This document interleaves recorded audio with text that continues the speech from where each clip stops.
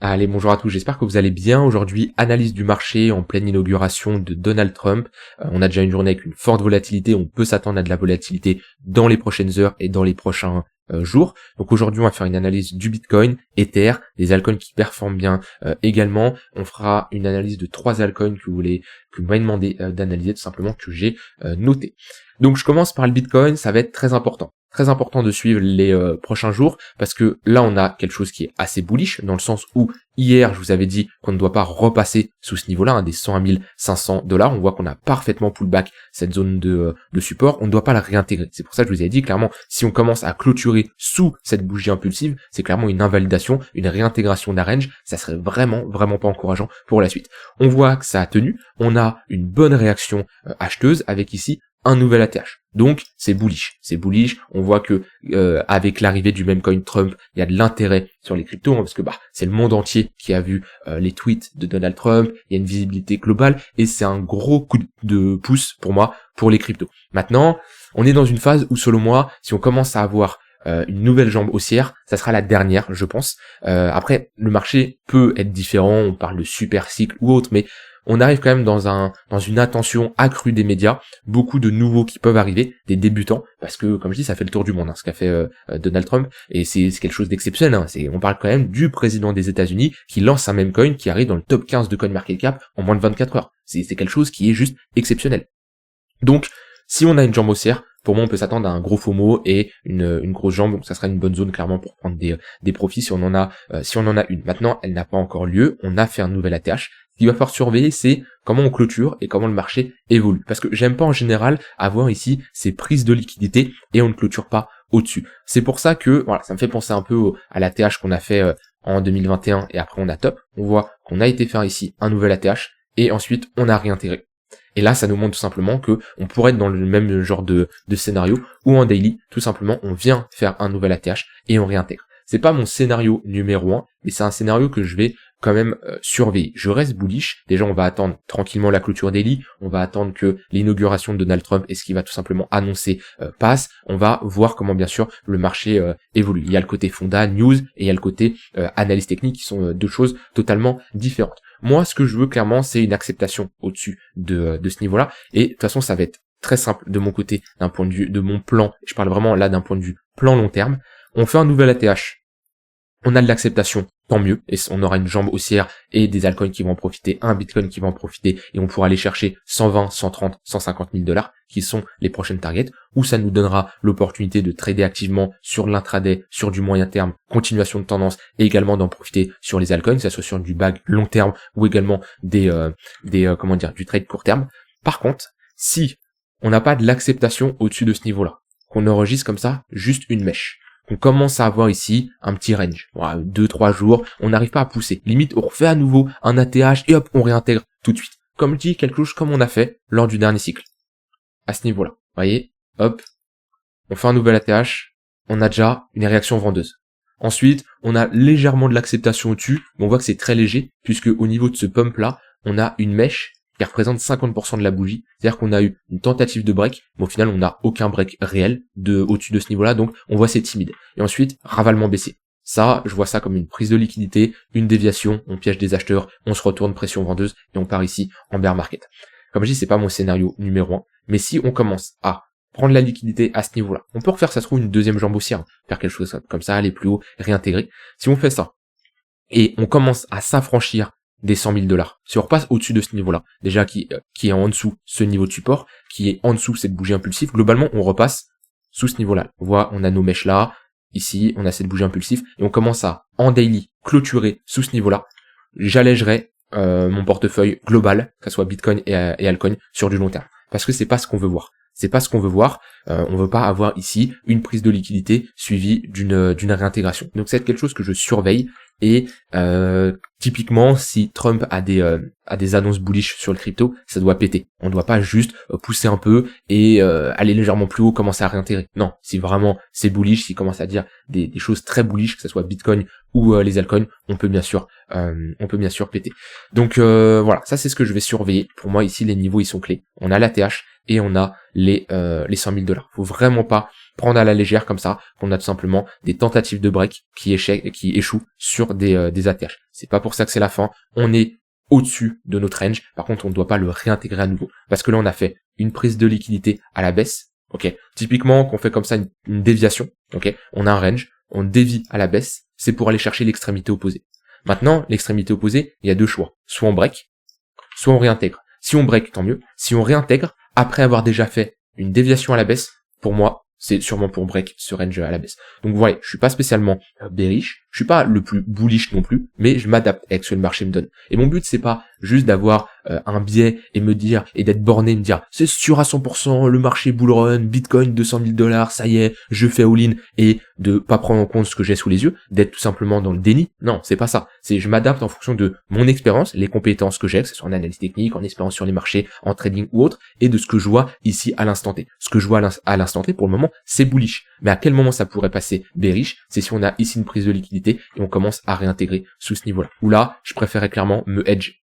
C'est-à-dire couper certaines positions que j'ai sur les altcoins. Ça peut être potentiellement ouvrir des shorts. Ça va bien sûr dépendre de comment le marché évolue. Donc je préfère pas trop faire un plan hyper carré, 100% concret, parce que on est quand même dans un contexte qui est assez spécial, que ce soit avec ce que Trump a lancé, son meme coin, l'inauguration qu'il va avoir. C'est la première fois qu'on a un président d'une telle ampleur qui soutient les cryptos. Donc c'est compliqué de prévoir ce qui va se passer. Donc je suis assez flexible sur ce que je peux faire, mais je préfère avoir quand même une ligne directrice où je me dis, si on commence à avoir une tentative de break, nouvelle ATH, qui ne marche pas, et qu'on a une réintégration, et qu'on commence à avoir de l'acceptation sous les 100 000 $. Je parle pas ici, quand je parle break les 100 000 $, je parle pas juste de, on fait ça, hop, ça y est, là je coupe tout, c'est la fin. Non, on est quand même sur une vue long terme, d'accord? Donc on n'est pas sur des décisions comme ça qui se prennent du jour au lendemain parce qu'il y a une mini clôture de 1 $ qui se passe sous ce niveau-là. Non, ce que je veux, vraiment, pour me dire, ok, là on a une vraie déviation et ça sent mauvais, c'est clairement,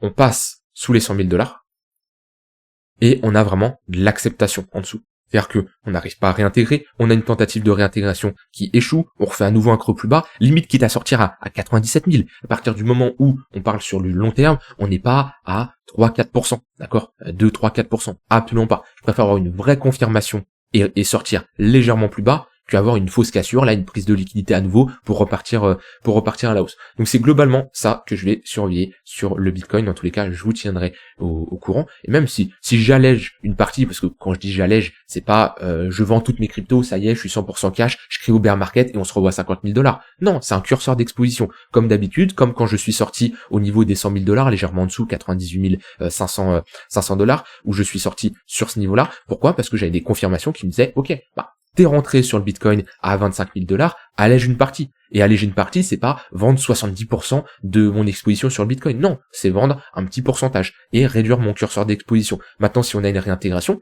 c'est pas je vends tout, c'est pas ça y est, comme je dis, c'est un bear market et je suis 100% cash, mais je préfère réduire mon exposition. Et si je me trompe et qu'on a une hausse, je serai toujours exposé et je pourrai en profiter. Et rien m'empêche, et ça c'est vraiment important parce que souvent, on pense que ça y est, dès qu'on vend, c'est fini, on peut plus racheter. C'est impossible, j'ai vendu, je ne peux plus racheter. Non, mais rien m'empêche d'avoir ici une confirmation baissière. Je sors certaines cryptos, je réduis mon exposition globale, que ce soit Bitcoin et les altcoins. Et si le marché me donne tort et qu'il réintègre, mais limite rentrer légèrement plus haut, c'est pas la fin du monde. C'est pas la fin du monde de se dire, j'ai coupé mon exposition, j'ai eu tort, je re-rentre 6% plus haut, mais si c'est pour rentrer 6% plus haut et ensuite profiter de par exemple 20, 30, 40, 50%, il n'y a aucun de mal. Il faut pas rester borné à vous dire j'ai vendu, je ne peux plus re-rentrer. Non, je préfère réduire mon exposition, vendre pour avoir une bonne gestion de mon exposition et une bonne gestion de mon risque. Et si j'ai tort et j'ai une confirmation de réintégration, je peux re-rentrer à nouveau. Mais ça me permet tout simplement de maîtriser ce curseur d'exposition et ne pas me retrouver à potentiellement holder un bear market et prendre moins 50% sur mes positions. Parce que d'un côté aussi, souvent on dit oui, quand tout le monde parle des cryptos, c'est le moment de sortir. Quand on a des événements comme ça, où je repense à 2021 avec les NFT, où il y avait des influenceurs qui n'y connaissaient rien avec les cryptos, des joueurs de foot comme des Neymar et d'autres joueurs de foot qui mettaient des NFT en photo de profil, c'était un peu des signes de top. Là franchement, si Trump commence à parler des cryptos, qu'on a ici tout ce qui se passe avec son meme coin et j'en passe, et qu'on a un top, bah je vois bien les tweets quand on est à 80, 70 000 dollars, on dit, vous voyez, c'était le signe de top, c'était Trump qui arrive sur les cryptos, c'était le fait qu'il en parle à tout le monde, c'était qu'il lance son meme coin. Parce que d'un point de vue psychologie de marché et d'un point de vue finance comportementale, j'ai envie de dire, c'est un peu des signes qui nous montrent que, attention, il y a quand même pas mal d'intérêt et c'est souvent des moments où on peut poser des tops. Donc ça, c'est important à coupler avec l'analyse technique. C'est pour ça que je me méfie et je vais surveiller en fonction, bien sûr, des clôtures daily qu'on va avoir, quitte, comme je l'ai dit, à réduire mon exposition et à aller et à re-rentrer plus haut. Mais j'aime pas ce genre de prise de liquidité et on n'arrive pas à break. Vous voyez qu'on a comme ça une mèche qui représente autant de la bougie. Comme je dis, on a 7 heures avant la clôture, il peut se passer énormément de choses. J'attends que son inauguration se termine et on va voir bien sûr en fonction de ce que ça donne. Maintenant, sur du court terme, on a quand même ici une dynamique qui reste globalement haussière, même si on rentre dans un range ici avec pas mal de volatilité. Voyons, on break par le bas, on réintègre, on n'a pas un vrai momentum. On a eu un vrai momentum qui a été ici, on le voit bien.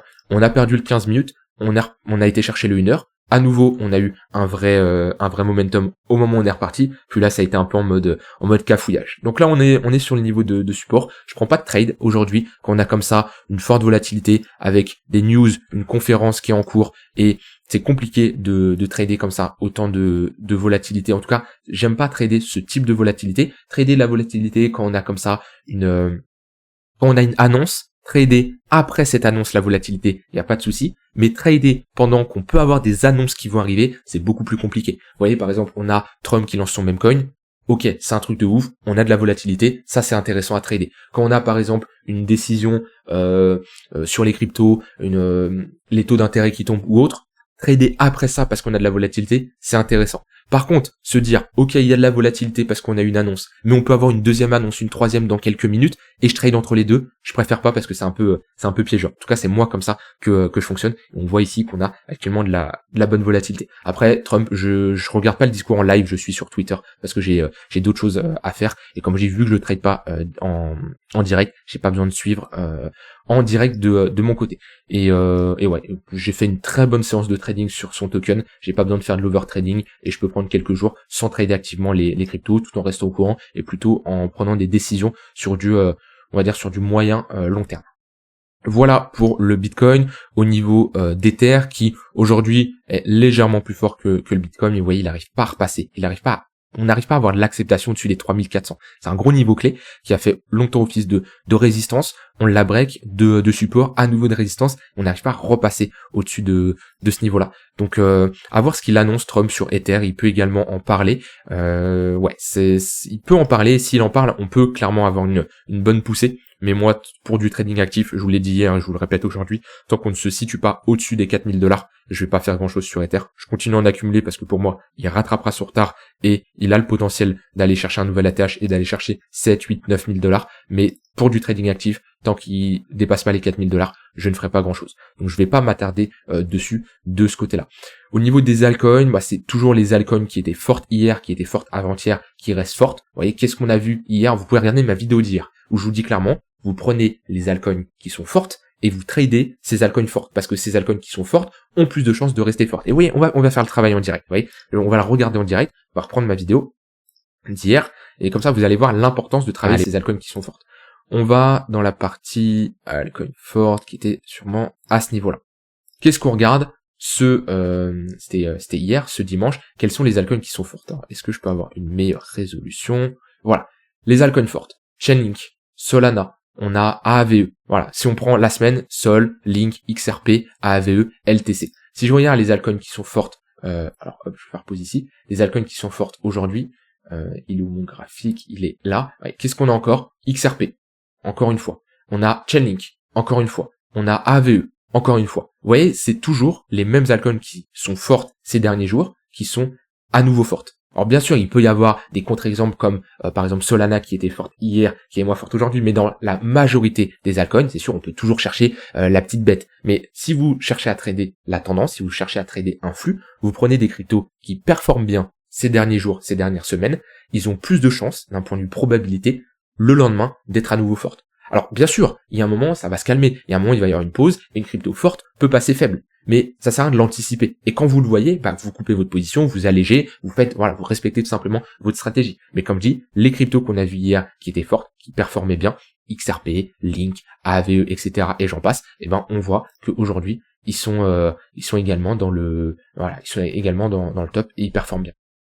Donc voilà, vous pouvez reprendre les mêmes. Vous prenez les mêmes. Alors, moi en général, je regarde le weekly pour trader sur du court terme, c'est-à-dire là je vais regarder les plus fortes, AVE, INJ, XRP, c'est ceux qui sortent le plus du lot. Et si vraiment je veux scalper sur la journée, ce qui est assez rare, je vais regarder les cryptos les plus fortes aujourd'hui. Après il y a les cryptos monthly, mais je les regarde beaucoup moins. Je regarde surtout les cryptos fortes de la semaine. Voilà là-dessus. Ensuite on m'a demandé d'analyser certaines altcoins. Je vais commencer par Paul. Je vais prendre Matic, comme ça je vais voir la charte entière si je peux. Parfait. J'ai pas la charte entière ici. Kraken peut-être non plus. On va prendre Matic USD. Ouais, je vais l'avoir Matic USD. Ok, parfait. Matic, c'est vrai que c'est une déception quand même. Moi, je suis rentré, honnêtement, en toute honnêteté, je suis investisseur sur Matic. Pas une forte exposition, ça doit être de mémoire, on doit être sur du 3%. De toute façon, mes plus grosses parts, hein, j'ai 50% BTC Ether, j'ai beaucoup de Tao, j'ai du Solana. C'est mes deux grosses, voilà, Tao, Solana, grosse exposition. RSR, j'ai une bonne exposition également. Chainlink, j'ai une bonne exposition. Après, ouais, je vais avoir des cryptos comme Matic, comme Polkadot, où j'avais une bonne exposition il y a un moment, mais je l'ai réduit. Je l'ai réduit tout simplement en réduisant mon investissement sur ces cryptos et en l'augmentant sur d'autres. Ça veut pas dire que j'ai tout vendu, ça veut dire que j'ai géré mon curseur d'exposition. Pourquoi? Parce que je me suis rendu compte que des cryptos comme Matic, comme Polkadot, c'est des cryptos qui ne performaient pas plus que ça. Et au lieu de m'abattre, de m'acharner en me disant non, le marché c'est sûr, il a tort, c'est moi qui ai raison, etc. Non, le marché montre que pour le moment c'est des cryptos qui sont pas spécialement fortes, je préfère me concentrer sur des altcoins fortes. C'est le cas par exemple de Tao, qui est une altcoin forte. Solana, c'est une altcoin forte. Et là je parle d'alcoin forte long terme, je parle pas comme on a vu tout à l'heure sur le daily weekly. Je parle vraiment d'alcoin forte sur du long terme. Tao, ça a été une altcoin forte, Solana, Bitcoin, Ether, même si Ether c'est pas l'alcoin la plus forte, ça reste une altcoin qui est plus forte par exemple que Matic. Donc ouais, Matic, déception. Mais honnêtement, Matic, j'ai un prix moyen d'entrée, je suis rentré ici. Hein. Ici. J'étais rentré en plusieurs fois. Donc j'ai globalement un prix moyen d'achat dans cette zone-là.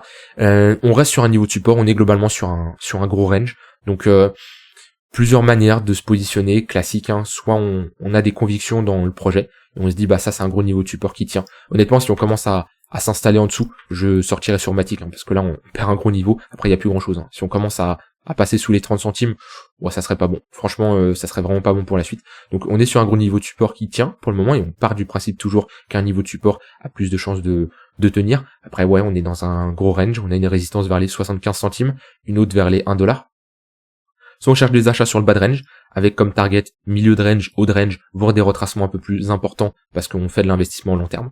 Soit on attend d'avoir une plus grosse conviction, ça peut être par une validation d'une plus grosse structure, ça peut être ici une pattern de retournement qui nous montre qu'on a une réaction acheteuse, voire même le break du haut de range. Là je suis sur crypto, ça n'a pas marché si je mets un volume profile. Est-ce que ça marche sur Coinbase? Ouais, je préfère en général prendre Binance, mais je vais pas l'avoir Binance ici. Ouais, on peut prendre ce volume profile, il me semble cohérent.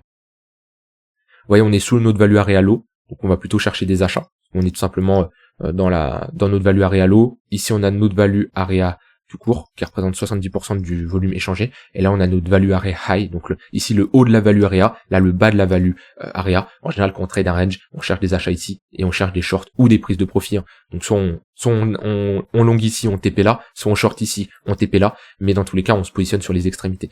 Donc le seul moyen où vous pouvez vous dire ok, je commence à chercher des achats sur Matic en cas de stratégie de break, c'est vraiment si on commence à s'installer là visuellement au-dessus des 1,25, parce que là on aurait vraiment de l'acceptation en haut de range, et voilà, ici on voit que on y va et on n'y passe pas énormément de temps, c'est-à-dire on y va, on réintègre assez rapidement. Si on commence à avoir de l'acceptation au-dessus de ce niveau-là, ouais, ça serait très intéressant, on pourrait être sur des stratégies de breakout. Maintenant on serait sur des niveaux assez hauts quand même. Pourquoi? Parce que ce range-là a une bonne amplitude sur Matic. Si je vois le retracement qu'il a fait, ici on est revenu chercher les 0,382, voire même les 0,5 de retracement.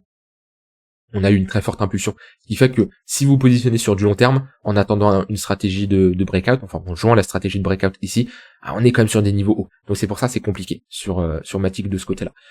Voilà. Puis après, sinon, d'un point de vue prise de profit, déjà le haut de range, ça peut être une bonne zone, 1,30. Si on est ici sur les les 40 centimes, on est déjà sur un x3, donc ça peut être une bonne performance en bull market pour une crypto qui ne performe pas tant que ça. À voir, admettons, voilà, situation simple, vous rentrez sur Matic à 45 centimes, Bitcoin s'envole, il va chercher 150, 60 000 $, Matic fait juste un x3, et Bitcoin pose un top, vous voyez que le marché, ça pue. Bah oui, c'est une bonne zone pour prendre des profits, bien entendu. C'est bien d'avoir votre stratégie de prise de profit, vos paliers que vous avez déterminés, mais il faut également vous adapter au marché. Si vous atteignez pas vos prises de profit, bien sûr, restez pas borné, adaptez-vous à ce que le marché vous propose. Puis après, on a les 0,118 au niveau des $2. On m'a demandé une analyse de Lingo. Oula, alors est-ce que je peux avoir plus d'historique? Ne me donnez pas des altcoins qui ont très peu d'historique comme ça, parce que je vais pas pouvoir faire grand chose. Je vais pas partir sur une analyse fondamentale là-dessus, parce qu'il me faut un moment, et j'ai pas envie de passer 2 heures à analyser une altcoin. Mais ouais, je vais regarder si, au cas où on a plus d'historique, mais ça m'étonnerait. Ah oui, en plus, 3000 de cap dans le classement. Très peu d'historique, ouais, ça a été listé 18 décembre. Je ne sais pas du tout ce que c'est. Si je fais une analyse daily, globalement ici, on voit qu'on a une zone où la demande a été supérieure à l'offre, vu qu'on a range et on a posé un bottom. On est en train de réintégrer. C'est pas très bon le fait qu'on réintègre. Ici, en général, le fait d'avoir une réintégration, on a des chances d'aller chercher l'extrémité opposée. Donc, dans ce genre de cas, soit on attend d'avoir une prise de liquidité réintégration, ce qui nous permet de voir qu'on a eu une réaction acheteuse et d'avoir une zone d'invalidation qui est claire. Si on repasse sous ce niveau-là, je coupe ma position, ce qui peut être un bon long qui peut être pris. Pour après viser, ça c'est à vous de voir bien sûr. Ça c'est un premier scénario. Soit on repasse au-dessus de notre haut de range, pareil, on peut être dans le même cas de figure avec une zone d'invalidation sous le plus bas. C'est ce que je surveillerai. Sinon, pour du très long terme, parce que là on est plutôt sur du trading, pour du très long terme, la meilleure chose à faire, c'est d'attendre tout simplement une pattern de retournement, d'attendre une zone où on a un signal de bottom. Par exemple, quelque chose comme ça. Vous voyez, je prends l'exemple de TIA, qui est un très bon exemple. Vous voyez, TIA, une forte hausse, suivie d'une forte baisse. Moi, ça, pour l'investissement long terme, c'est impossible. Je peux pas me prononcer là-dessus. Parce qu'on a juste un pump, un dump. Par contre, quand on commence à rentrer dans une phase de latéralisation ici, qu'on commence à avoir des patterns de retournement, là, c'est déjà des entrées beaucoup plus professionnelles, avec une meilleure vision, parce qu'on sait que là, ok, on a une réaction acheteuse, on a des premières patterns de retournement, c'est intéressant. Je pense à TIA, il y en a plein d'autres comme ça. Optimism, j'aime bien le prendre également comme cas, puisque vous voyez, ça pump, ça dump, puis là qu'on commence à avoir des patterns de retournement, on a ici un premier point de repère. Ce qui permet, lorsqu'on revient chercher ces niveaux-là, on sait qu'on est beaucoup plus susceptible d'avoir une réaction acheteuse. Ici sur Lingo, j'ai rien. Hop, j'ai rien, c'est beaucoup trop jeune. Donc je ne sais pas où elle va se passer, cette pattern de retournement. Ça se trouve, elle va être ici. Peut-être qu'elle va être plus bas. Et votre but, c'est pas d'anticiper où elle va être, c'est d'être présent lorsqu'elle va se faire tout simplement. Voilà, et on m'a demandé Uni. Uni globalement qui a la même charte à peu près que AAVE, sauf qu'il a pas autant pump, mais globalement, vous voyez, on voit bien ici la différence entre une tendance baissière, une phase ici de latéralisation, que je peux prendre globalement à ce niveau-là, et qu'on commence à rentrer dans une tendance haussière, à ce niveau-là, avec des creux des sommets de plus en plus haut. Votre moment où vous cherchez à vous positionner en général, c'est ici, voire au début de la tendance haussière. Mais alors c'est pas déjà dans une tendance baissière qu'on commence à faire des creux des sommets de plus en plus bas. C'est pas non plus quand on commence à avoir une charte qui est verticale et on a fait un 1200%. Ou ici même quand on commence à faire un 300-400%, ça devient compliqué. Parce que là, si je trace un Fibo, si je regarde où on est, voilà, on a buté sur les 0,382 de Fibo, qui peut être une zone déjà intéressante de prise de profit. La personne qui est rentrée à $4, on arrive sur les $20, elle est déjà sur un x5, oui, c'est intéressant de prendre des profits, au moins de réduire son exposition, de prendre un TP partiel de 20%, 25% par exemple. Donc déjà, c'est un premier niveau. Vous rentrez sur les 0,382, c'est pas la zone idéale. Et en plus de ces 0,382, ici là, c'est une zone assez grosse, mais on voit que c'est notre ligne de coup de cette pattern de distribution. On voit que c'est un gros niveau de support, on la break, là on voit qu'on la flippe en résistance. Donc voilà, c'est un gros niveau, c'est un premier niveau pour prendre ses profits. Par contre, si on commence à réintégrer ce niveau-là, passer au-dessus des $17, 16-17 qu'on ait de l'acceptation, même on va prendre plus large les $19, la prochaine zone après elle est ici, 0,118 de Fibo. C'est la prochaine zone de résistance, ce qui laisse quand même une bonne amplitude. C'est un peu comme AVE, la charte ressemble. Ouais, les 0,382 ils étaient un peu... Ouais non, c'est un peu similaire, sauf que les 0,382 on les a break, oui, on les a break directement, On a presque été chercher les 0,118, mais on a pullback sur les 0,382. Pour moi, prochaine target, c'est 0,118. Et là, on peut faire du ping-pong entre les deux, on peut range, c'est tout à fait possible. Voilà, rien d'autre à ajouter de mon côté. Vous avez mon plan, vous avez un peu ce que je pense du marché. N'hésitez pas à rejoindre le Discord. Ouais, on a pas mal de volatilité, ça me surprend absolument pas et je préfère ne pas spécialement trader, surtout j'ai fait des bons gains ces derniers jours, donc le but c'est pas spécialement de les rendre au marché, il faut essayer un peu de décrocher aussi de temps en temps. Décrocher c'est pas spécialement couper les charts, partir 3 semaines à Ibiza, faire la fête, non, c'est pas du tout mon cas, mais c'est quand même voilà, rester connecté, se renseigner, j'en profite pour accompagner les membres de mes 2 programmes, leur répondre à leurs questions, faire des coachings et j'en passe, faire autre chose tout simplement, mais toujours être actif et être devant les écrans parce que rien de voilà, c'est cette discipline et cette constance qui permettent simplement d'être régulier tout le temps, c'est pas spécialement de rentrer en position. Le trading, c'est pas non plus toujours d'être en position, c'est bien sûr analyser le marché, mais faire autre chose, se renseigner, lire des articles, c'est comme ça qu'on augmente ses connaissances et qu'on est plus performant de manière globale. J'espère que cette vidéo vous aura plu, c'est le cas, petit commentaire, petit like, n'hésitez pas à me dire si vous avez des questions, vous pouvez me les poser. À un moment, je faisais quelque chose d'assez intéressant, je prenais un commentaire qui était une question, quelque chose de pertinent, d'accord, et je l'affichais ici, alors ça peut être anonyme ou pas, peu importe, je l'affichais sur TradingView, ici, et je répondais en direct, comme ça tout le monde pouvait en profiter, ça permettait tout simplement d'en aider, que ce soit cette personne-là et d'autres personnes, parce qu'en général, les questions de certaines personnes, il y en a d'autres qui se les posent, soit ils osent pas les poser, soit ils y pensent pas ou autre, mais voilà, je pourrais refaire ça, si vous avez des questions pertinentes, vous pouvez tout simplement me les poser. Je vous souhaite une très bonne fin de journée, et je vous dis à demain pour une prochaine vidéo, bye bye.